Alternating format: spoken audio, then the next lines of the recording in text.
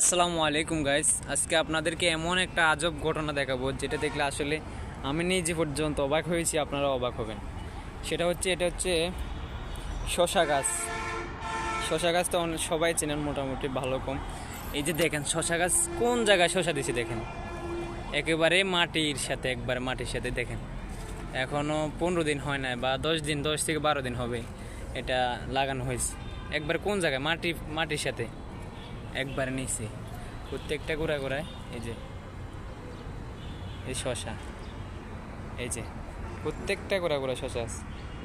মূলত আমরা লাগানোর সময় যাচাই বাছাই করে লাগালেই সবচেয়ে উত্তম, কারণ আপনি যদি ভালো চারা না লাগান তাহলে সারাদিন কষ্ট করে, সারা বছর কষ্ট করে লাভ নাই।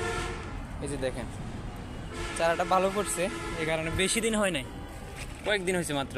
এখানে এই শশা একবারে নিচে আর এই যে দেখেন প্রত্যেকটা গোড়ায় শশা শশা। এই যে মূল কথা হচ্ছে আপনাদের চারাই বাছাই করতে হবে, চারাটা ভালো কিনা এটা বাছাই করে লাগালে অবশ্যই আপনারা লাভবান হবে।